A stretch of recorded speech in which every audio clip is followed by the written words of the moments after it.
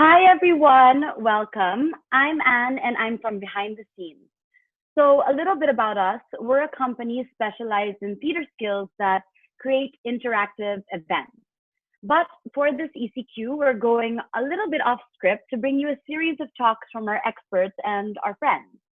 So, last week, we learned all about how to redecorate our home during this ECQ with Moss Manila founder Cindy Fernandez and TV host and influencer Kelly Misa Fernandez.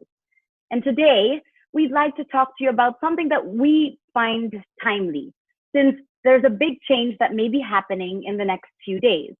We've been living in an enhanced community quarantine, and now we are about to enter into a general community quarantine.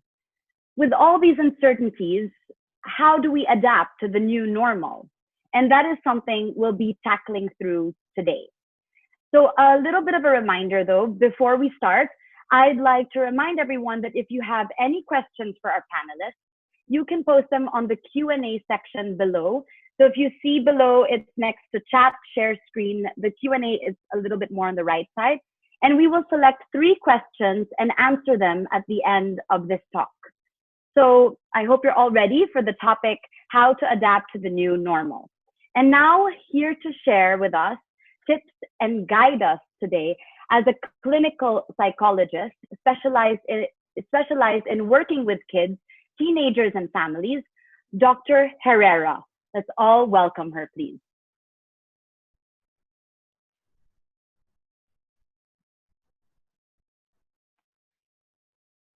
Hello. Hi, Dr. Hi, Herrera. Anne. Thank you. I'm very happy to Welcome. I'm very happy to be with you. Thank you so much for joining us. So maybe we can start if you can just tell us a little bit about yourself. Yeah, so I'm a licensed clinical psychologist here in the Philippines and in California. I did my doctoral studies at the Wright Institute in Berkeley. Worked as a clinical psychologist in the San Francisco Bay Area for Wow. more than a decade, but came back home 7 years ago. Oh, nice. So, but how long were you in the States for? I was there for 12 years. And then I've been back since 7 years ago.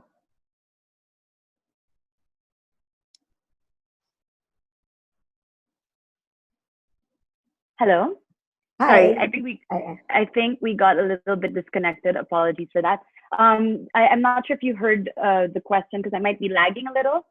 But what led you back to the Philippines, if you don't mind me asking?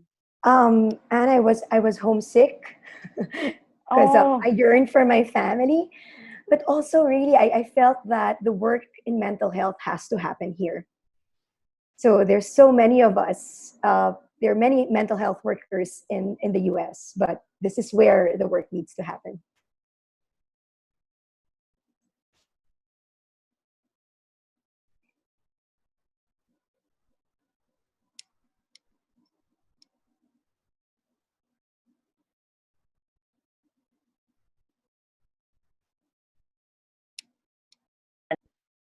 just wait.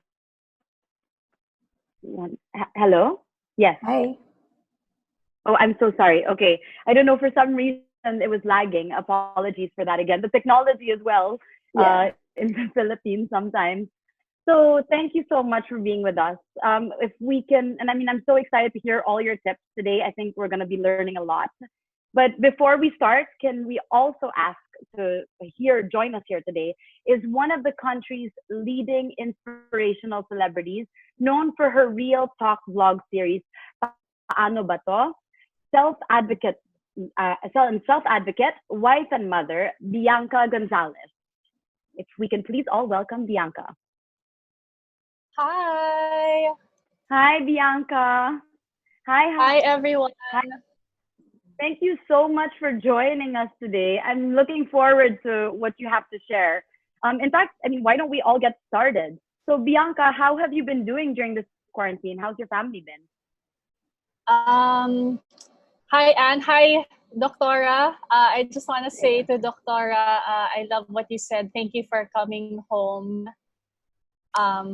For wanting to be part of the mental health, I guess, would you call it, a movement? Ngayon lang siya talagang pinag-uusapan, which is so needed, which is why I'm grateful for you guys, Anne, and everyone behind the scenes,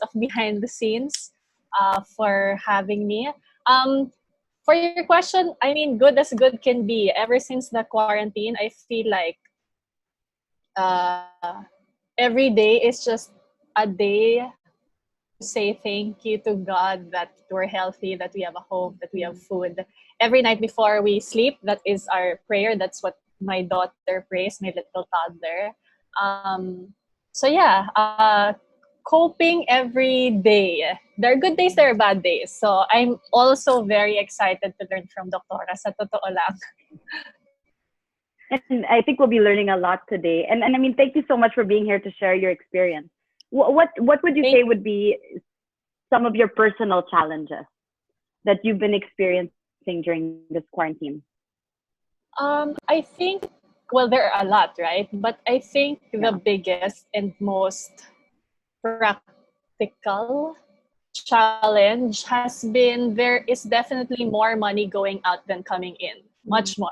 And all our lives we're taught to only spend within or below your means, right? But technically, because I work in television, my work is considered non-essential. So even all the events, executions, and you guys are in events, you know that everything has been canceled. So that means every paycheck that I was supposed to get has been canceled as well. So I think the biggest challenge has been that more money out than in. But my eyes have been opened that really having savings seems to be a luxury now. And we are fortunate enough to have savings to tide us through till we get through this. So financial has definitely been the challenge. And definitely that challenge, like, I mean, I feel that the same way, given that we're in events as well. It really can create this, like, different feelings, right? I mean, feelings of anxiety, I mean, what have you been, are there certain feelings that you've been feeling during this? I think I posted about this a few days ago. The realization that your work is considered non-essential gives you a sort of existential question. Like, for you, the work you do is essential. For you, the work you do has value to other people, which is why we do the work we do. But when suddenly there is a label, which of course we all understand why there are labels like that, but to be considered non-essential sort of, gives you a bit of anxiety, worry for the future, makes you think about how to move forward from this. So everything you're talking about now, everything we'll be talking about today, actually. And I mean, I feel like a lot can resonate with what you're saying. Anxiety, worry about the future. There is this certain collective feeling, right? I mean, Doktora, maybe you can let us know, I mean, what is this feeling that, I mean, I know we have anxiety and all that, but what is it exactly? Yeah, I love your honesty about it. You mentioned some of the key emotional words that people have been expressing these days. We have anxiety, we have stress, and I think to add to that, we also have grief. I think there's this international media company, Thrive Global, that has surveyed thousands of people all over the world, and they said that 80% of people all over the world are actually more anxious and stressed now than they were before the pandemic. So, so what 80%? 80%. Yeah. So what you and Bianca were sharing are feelings that are shared by so many people all over the world. We have a lot of shared emotional experiences right now. So, I mean, if let's say if it is categorized as grief, what do you mean exactly when you say grief? Is it loss of financials or? Yeah. So grief is an emotional reaction to loss. And I think we've been living also in a context of loss. I like how Bianca was so candid about the financial losses that people have been experiencing. That's a reality. That could be a loss. But certainly, we've been hearing, whether it's a direct experience or something we've been hearing about, is death. Like people are dying from, from the disease, from COVID. Um, and there's also the loss of our familiar routine, the loss of a life that so abruptly changed. So the loss of familiarity, the loss of what we know, and then the loss of the loss of certainty, not knowing what's going to happen next. So there are different layers of loss that we're experiencing in this. And a little bit of this idea of loss of identity as well, right? I mean, there's not even something tragic that has happened to us per se, but even just, are we a non-essential? What Bianca talked about as well. Yes. Right. So with that feeling of loss and grief, what comes up for that is stress. Is that correct? And that's anxiety. Right. So stress, because stress is a response to something that's demanding. So there's a demanding situation that we're responding to, and that that somehow it creates tension and strain in our lives. But also because there's change and adjustment, so that also kind of elicits stress. Yes. And I mean, what would you say your thoughts are on stress, and how would you deal with it? But before that, I'd love to ask first, Bianca, what is stress to you? Because I think it's so vague. I mean, I feel it all the time. And I think a lot of people feel that. We use that word a lot, but I mean, how can I define that, right? I mean, what are your thoughts first, Bianca? And then I'd love to hear on the thoughts of Dr. Herrera as well. I have a very different view on stress now versus if you had asked me maybe 5 years ago. 5 years ago, I had no children. My eldest is a 4-year-old, and so 5 years ago, prior to having children, it's really like career that was on my mind. Blinders talaga, work.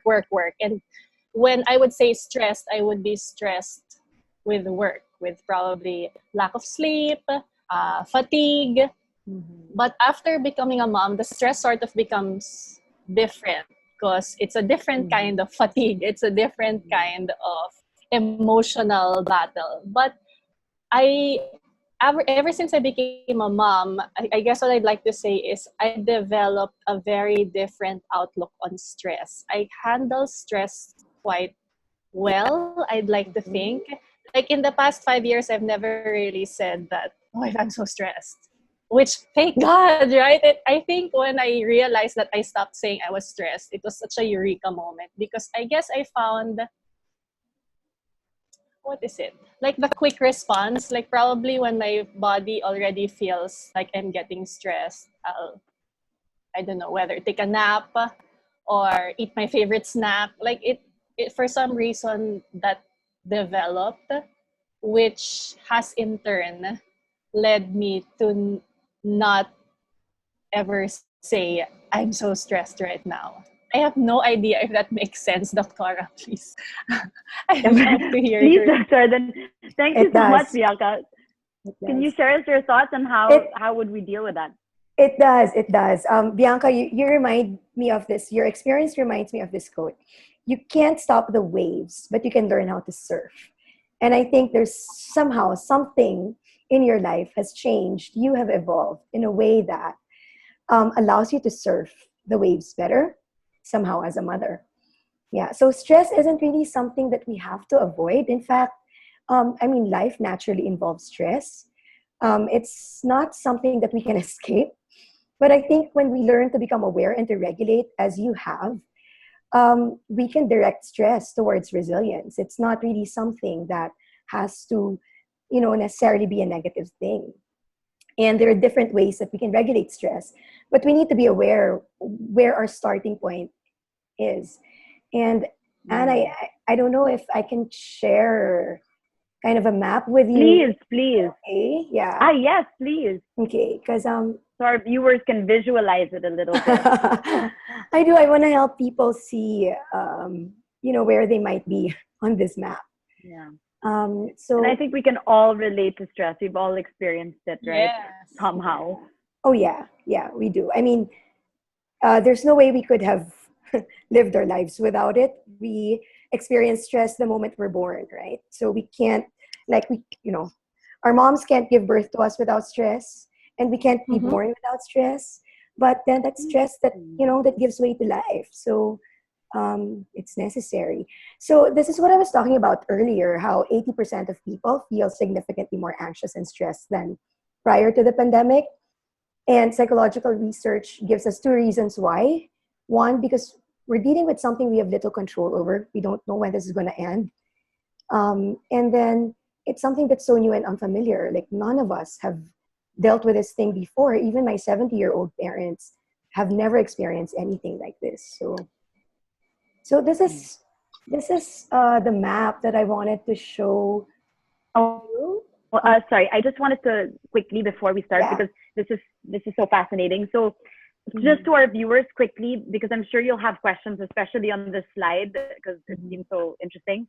If you have any questions, please post your questions on the Q&A section below, as you can see right there next to chat share screen. So we'll be selecting 3 at the end of the talk, and Dr. Herrera and Bianca will be answering them.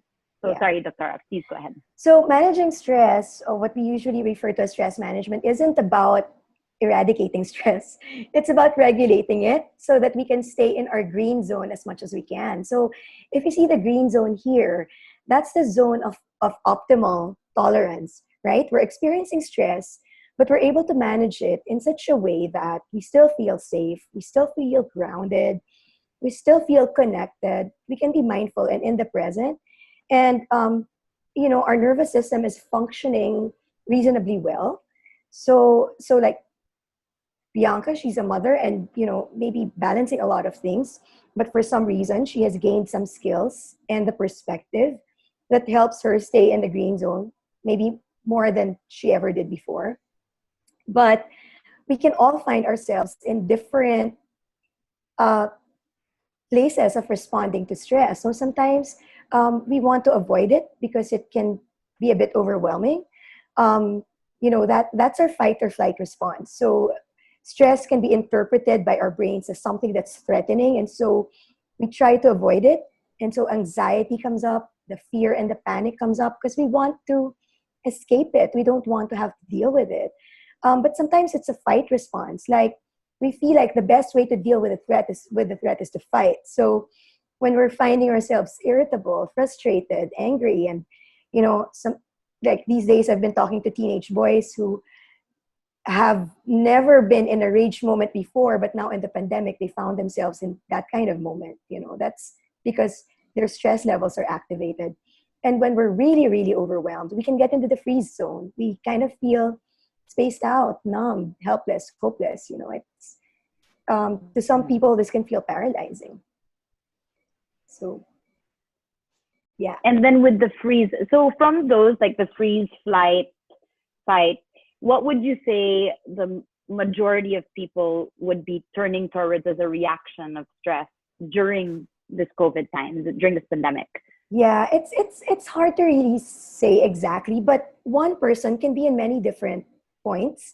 Like, I certainly have found myself in the panic zone. Like 2 weeks into the ECQ, I had a panic attack. Like, I thought I was having a heart attack, and I almost went in the hospital for an ECG. I mean, it doesn't mean that even as a psychologist that I'm handling things perfectly all the time. We can be in different places. Yeah. I want to add lang to what I shared kanina. Is that okay? Based on what Doc showed us na chart, no? Yeah. Not to say that I am never stressed and that life is perfect in this little head, right? Of course, like I mentioned kanina, I feel anxious sometimes. Yeah. I've gotten into many fights with my husband during this quarantine because my patience has been this much. But normal. We're not meant to be together with our husbands 24/7. 24/7. Yes, exactly. I I think a key thing that has helped me manage stress during this time is um, managing my energy. I feel like that is a skill I learned maybe just a few years ago as well. That it's not so much as you manage your time well. I think I've learned, and this is advice I also got from other people, it's managing your energy that matters. Meaning to say, if today you know it's such a heavy day, you have a full day of work, you have a deadline you have to meet, then that means either at night, if you still can, or the next day, kind of like take it slow. And like Doctora said, Yeah. ride the wave. So when you said that quote, I felt like, hey, I love that quote. Yeah, Yeah. that was a beautiful quote. But Doctora Herrera, like what Bianca shared, that's one way, right? Managing your energy. That's such a wonderful tip for our viewers as well. And what are the ways to manage stress? Um, I, I do have some like simple strategies that I wanted to share with everyone, but I think what Bianca said was key, that it's our ability to listen to ourselves that really is the point, that it's the starting point. Because when you listen to yourself, then you can course correct. When you're not listening to yourself, you don't know that you're already in flight zone or fight zone or the freeze zone. So the listening part is, is where we start. Yeah. But I do have another side if this is a good time to put it up. Please, on managing stress. Yeah. So following I think we can this, all learn. right? Yeah. I also found myself in the same situation as you, Bianca, like the irritation anger zone with my husband. I'm like, oh my gosh, what's happening to us? We're not used to this. But we had to like really talk about trying to forgive each other more quickly these days, and that actually helped. So I have this 6 S's, simple everyday steps to regulate stress. Because Sorry, Dr. Herrera, just to Yeah. check, is it possible to zoom out? Because I think I'm not sure if our viewers are seeing it that way, but it's kind of focused on the slide. If we can put back the slide. Yeah. Hold on. How's that? I believe that should be fine. Yes, it's better. Yeah. Is that fine? Thank you. Okay. Thank you. Yeah. So I came up with the 6 S's, like as a way of like helping people like remember how we can deal with this challenging situation we're dealing with now. And the first thing is safety. Safety because our when we feel like our safety is threatened, then it kind of trumps everything. It's hard to reason. It's hard to relate when fear is hijacking our brain. So we need to be able to do concrete things and practical things that ensure our safety. So, wearing a mask, minimizing travel, going to the grocery, so instituting things and getting information that's going to ensure us that we can keep ourselves safe from getting sick. And then another one is structure. If you Google how to cope with a pandemic, one of the key strategies that comes up is structure. I see Bianca nodding heavily there. Yeah. Especially if you have young kids at home. The reason that structure is helpful is because we've lost a sense of certainty and predictability. Kids have lost their old routines. And so putting in a structure at home gives that sense of control and predictability back in some way. So it also allows us to manage our schedule and to kind of be able to rely on a routine, something that we know is going to happen day after day after day. It doesn't have to be very strict or rigorous, but something that we can fall back on. It's self-organizing in times of chaos. The next one is self-compassion. I think this is a time to relax self-expectations. It's really a time to relax our self-critical voice. We're all having a difficult time, a challenging time with this, with this lockdown, with the pandemic. We have to make room for being able to turn to ourselves with kindness and make room for listening to our emotions without blaming ourselves. for feeling anxious, for feeling angry, for feeling frustrated. The next one I really love is sift through what you can and can't control. So watch out when your mind is circling or ruminating on things that you can't really control. Like, when will this pandemic be over? Like, when can I have my old life back? Which we really can't. And sometimes maybe wondering about, if we're working for a company decisions that we have no control over. So we have to redirect our attention and focus to things that we can control. Like, what am I going to do tomorrow? How am I going to make it through this week? If I'm feeling lonely, what are the ways that I can connect with friends? So these are things we can do something about. And it makes us feel resilient. Self-care is doing at least one nurturing act for yourself each day, just to remind yourself that you matter and that it's important to care for yourself. And then the last one is social support. When we turn on our connection system, it makes us more resilient and it enhances our well-being. So it's really important for mental health. Wonderful. Yeah. Thank you. Gonna Thank you. That's so helpful to put it into perspective like that. So the sifting through, is that kind of what, similar to what Bianca was saying in terms of managing your energy? Yeah, I think that's self-awareness. I mean, that's a combination of different things. I think there's self-awareness, there's self-compassion, in the sense of you won't push yourself. If you know your energy is already low, then it means you have to turn on your relaxation response or turn on your self-care mode. So it's a combination of different things. Sifting through the things that you really need to do versus the things that can wait. So that's another way of sifting through. Bianca, are there certain things that resonated with you the most in all of those? Obviously, structure. When you saw my reaction, it's with this quarantine that I realized I'm more of a control freak than I thought I was. Not really hardcore, but that is definitely what has kept me very sane, as sane can be. This quarantine is structure, routine. My kids wake up in a certain window of time. They have breakfast this time. This is playtime, lunch, playtime again, nap time. Actually, it's nap time now. That's why I'm able to be here with you. And then dinner and then sleeping time. So that routine and knowing the time that I'm free, the time that I have for myself, has made me feel so much more secure, rather than having to tell my kids, it's time to sleep, why aren't you sleeping yet? So routine definitely has helped me manage stress, manage anxiety. And another thing that Doc said about the, I think, self-compassion is that I listened to a podcast recently of Brené Brown, and she had this episode where she was talking to an expert and said, the expert said, this is the generation that seems to have feelings about feelings.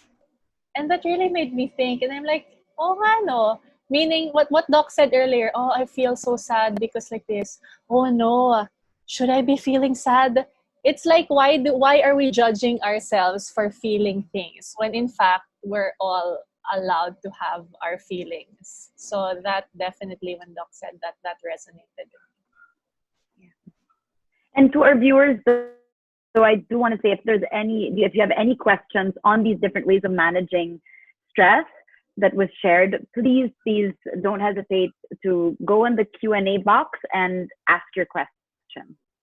So when we talk about the different ways of managing, and we've talked about stress, but what would you say then would be considered unhealthy stress, and what is healthy stress? Dr. Herrera. Yeah, and there's no hard and fast rule to that, because we are built differently. Like we have different ways of responding to stress. We have different thresholds to stress. So again, we go back to the listening and being aware of how we're affected by things that are happening to us. But I think anything that overwhelms our capacity to respond in an empowered way is not healthy. So, I mean, there's such a thing as traumatic stress. When something really jolting happens, usually it takes a lot to be able to bounce back from that. But we have different thresholds, and we have different ways of different strategies work for different people. So the strategies I shared, it's also not one size fits all. Sometimes some strategies work better for one person than another. So sometimes it also involves experimenting and trying what works for you. But we have to listen into when something is unhealthy for us, meaning when something disconnects us from ourselves and from other people, then that's bound to be unhealthy. Like, sometimes, like, I don't necessarily say alcohol is a bad thing. Sometimes we socialize with alcohol, but if we're relying on it to take care of our feelings instead of really kind of listening to how we feel, we're pushing it away with like drinking, then that's bound to be unhealthy because we're not connecting with ourselves in an authentic way. So it's really more how we're reacting to it then. Yeah. It's a lot of how we're meeting the stress. Okay. So let's, because I know I've handled stress in different ways, and definitely there are different ways of coping. Sometimes I don't cope with it so well. Like you said, you can go kind of extreme into one way, which doesn't necessarily is not bad unless you go extreme. Mhm. So it's really how you cope with it and finding that middle ground. Yeah. Bianca, can you relate? Have you ever experienced that? I mean, what are your ways of coping with stress? I've found that the way I have been coping with the stress or the situation during this quarantine is have been on the hyper productive side. That is how I have found. I guess it at a time like this, it is how I release my energy or manage the stress and the anxiety. And one thing that I've learned, it's good that Dr. said, it's not a one size fits all. Everybody manages with stress and copes differently. One thing I've also discovered about um, myself and my marriage this quarantine is that it's important to note that we need to respect or work with or at least adjust to with how other people we live with at home deal with stress. It's not like, I remember during the start of this quarantine, some of our family members were sleeping all day. I was the type that I was on the computer all day. So we all managed it differently. And that was cause for a lot of little fights during the start of the quarantine because you'd say, bakit ka tulog ng tulog? Or like, ikaw naman, bakit ka trabaho ng trabaho? And all these things. But that's right. We all cope different ways. So we also have to respect how each other copes and not judge them for how they are. Parang we can't dictate on others how they should be dealing with stress. So I guess that's where empathy comes in. Yeah. So you have, especially because in your household, right? You're how many now? You're four Yes. My with your husband and I have family. 2 kids. Yes. So would you say they all have different ways of coping? Young kids, I don't really see the stress manifesting in them yet because they're just so happy that mommy and daddy are home all day. It's really been me and my husband that have been sort of trying to work together because we are, yeah, of course you're not exactly the same as your partner, right? So I've learned to respect and manage my expectations of how he deals with stress. So And it prevents would you? fights also. Yeah. But you, because I think opposites attract sometimes, right? I mean that happens in couples. So when you say that your husband copes with it differently, so you wanting to be more productive and wanting to move faster, actually a lot of people can relate to that. A lot of the viewers, because I've been seeing a lot of posts lately of do what you need to do to cope. You don't have to be productive. So there's one side where it's like, okay, this is the time to learn, this is the time to get things done. And then there's the other side where it's like, no, it's fine. Then another side where it's, I'm just going to Netflix and or zone out if I can, of course, if we're blessed enough. So how do we cope with that? I mean, Dr. Hera, do you agree with what do you agree with? Because it's so hard, right? I mean, there's such different perspectives. Yeah, and I remember you saying a while back the words middle path. And I think that's important to keep in mind. He said something about the middle path, like being able to balance, like being able to, know when we're in balance and when we're not, and what it is that helps our own well-being. So I definitely also resonate with a busy bee. Like I think the first 3 days of the ECQ, I kind of created a website, like a community resource website. That was my doing way of coping with stress. But then I have to pull back from that and really be intentional with, if I don't kind of dial down on this, I'm not going to be able to sustain myself. So realizing that the situation is not a sprint, it's a marathon. So what's going to give us the energy to run that marathon is kind of the filtering question. But also the middle path. I think what's going to help me balance things. So it's not about being productive to the point that you're losing connection with yourself and other people because it's all about the output. But it's also not being so helpless and paralyzed by the situation that it kind of prevents you from feeling a sense of self-efficacy, which can also be unhealthy. So yeah, which I actually can't wait to get back to, because also with what Bianca said. But just quickly, I would love to hear just your advice on how would you find the best way to cope? I mean, because you said it was a middle path. Is there a better way to cope? I mean, which one is right and which one is wrong? How do we find it for ourselves? Yeah. The wrong and right is so relative. Again, there are no hard and fast rules, and so we have to constantly monitor ourselves. Like, how is this impacting me? How is this productivity impacting me? Oh, it's making me feel disconnected with my husband and the other people I'm living with here at home. Like the whole day I've been zooming in and out of meetings. And I haven't even said hello, or I haven't had the chance to listen to what my husband has been, engaging with the whole day. So that kind of consciousness, I think it's about conscious living. Yeah. How are these choices affecting us, affecting how we relate to ourselves and how we relate to other people? And is it, are we happy about this? So let's watch out for any signs of disconnection or escape. Yes. Or escape, yeah. Or escape, but on both, within a family as well. Knowing when our spouse is escaping in some form, or we are in some or form, we are right? escaping.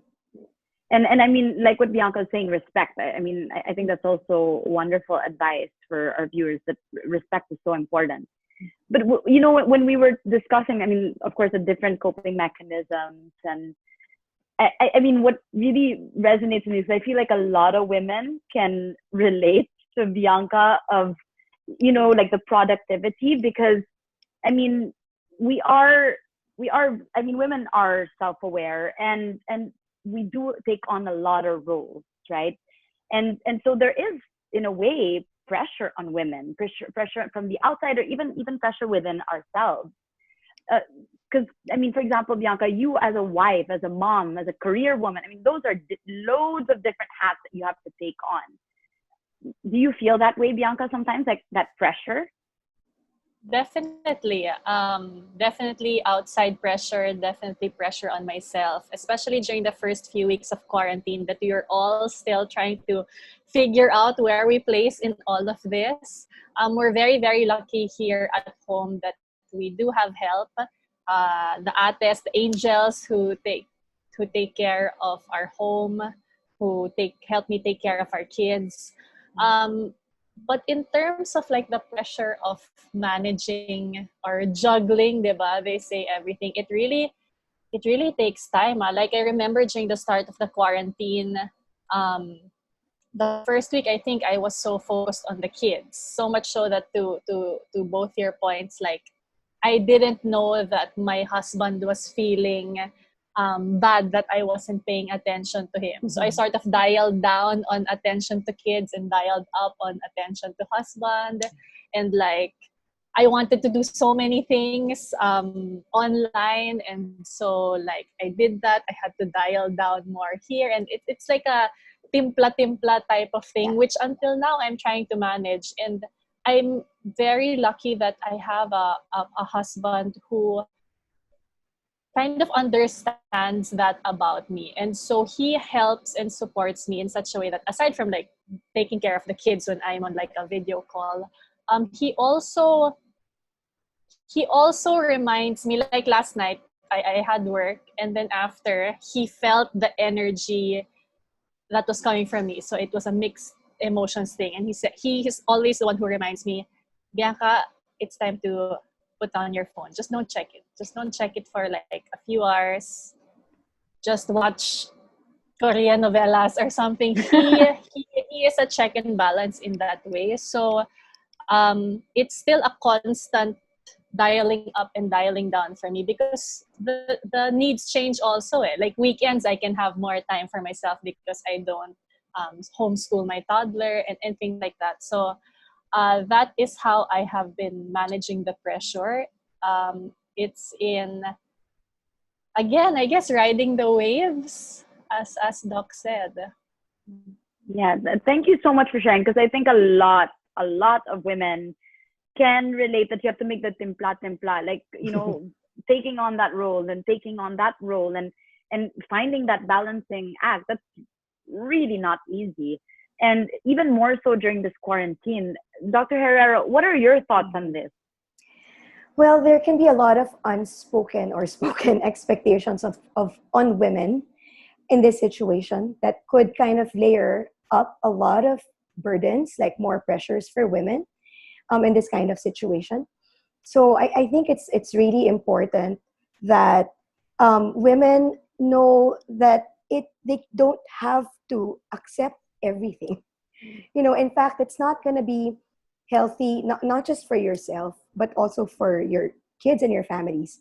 Because if you're so stressed and you can't put your oxygen mask on, then it affects everyone else. It affects the whole family environment. So this is really a time for couples, partners, to work together and negotiate a way of being able to share responsibilities that allows for self-care on both ends.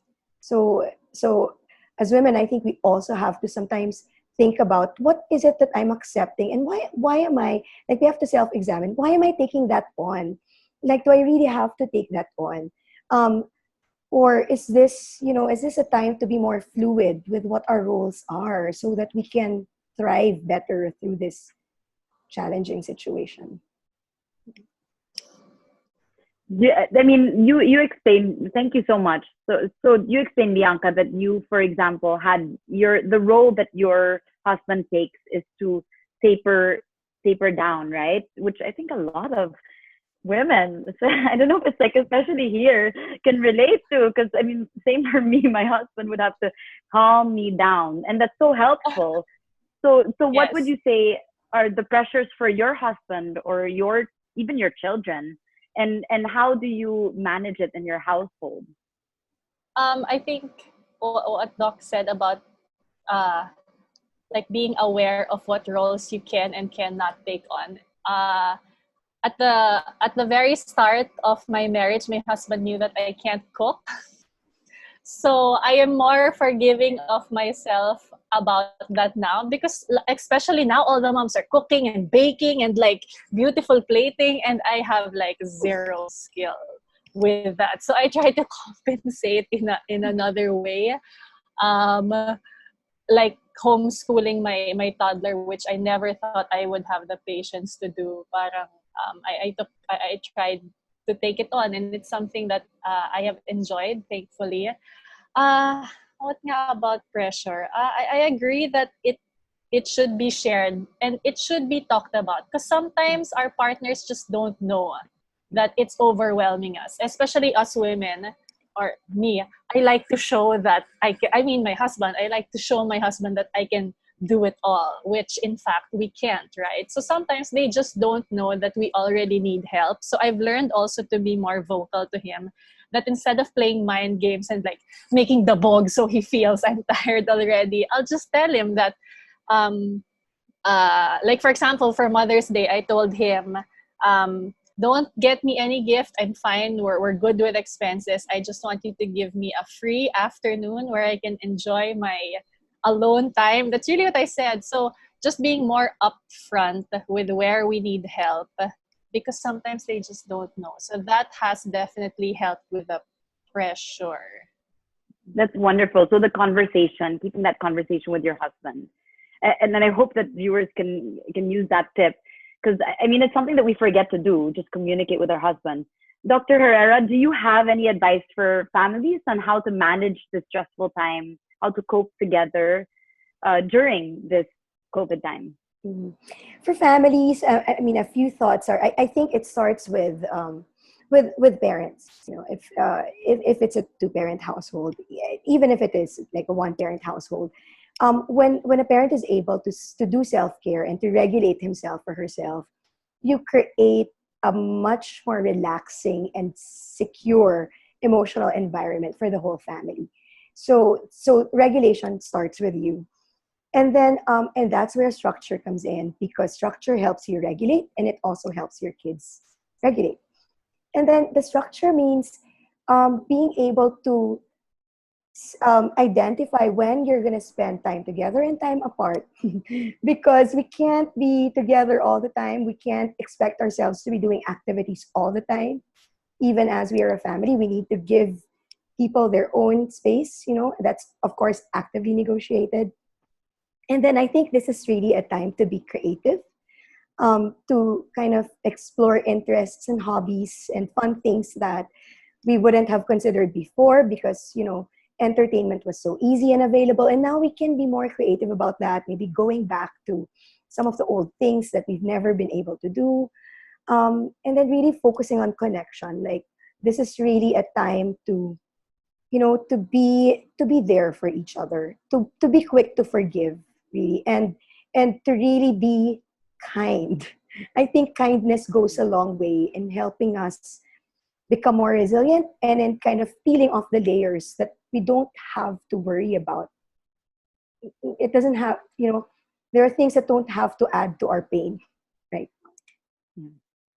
And of course, I mean, those are all wonderful tips, but I don't want to leave out those who are single or living on their own. So of course, with our families, it's about connection and creating structure. How about for those who are alone and especially in an apartment, for example? How can they cope? Yeah, I think for people who are alone, the need for connection is even more important. Um, being able to connect with other people, having a strong social support system, it's not just good for our mental health, it's also good for our immune system. So because it helps us deal with stress better when we're receiving compassion and sharing compassion. Connection can really help us become mentally and physically resilient. So it's really important to connect with friends, connect with family, in whatever way we can, through technology. And then I think also, like, having the space to reflect. The inward connection is also important, because it helps us this gives us a time to think about, what is it, we can be bolder and be more daring about what is it that's really making my life meaningful. What is it that's going to make my life meaningful now and post pandemic? So Yeah. So really looking inwards and also connecting online. Bianca, do you have anything to share? Any friends that you've been connecting with as well? Oh yeah, I think a big thing that I've always been mindful about this quarantine, and it's also because I just read it somewhere online during the first week of quarantine, was to regularly check up on friends. every week, every other day. It's amazing what a simple "Hey, how are you doing? I hope you're okay."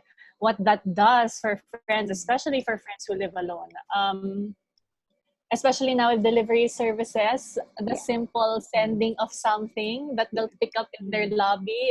Oh man, that goes such a long way. And I love what Doc said about finding meaning, because to your first question about grief, I also listened to the same podcast, Yeah. the Brene Brown podcast, and she was interviewing David Kessler, a grief expert. Di ba yung stages ng grief? What is that, Doc? Yung denial, Anger, um, yeah, what are anger, those 5 stages? bargaining. I think And then there's acceptance yung last, di ba? right. Yeah, so acceptance yung last. So David Kessler developed and made paalam parang to have a sixth step, which was finding meaning. He refused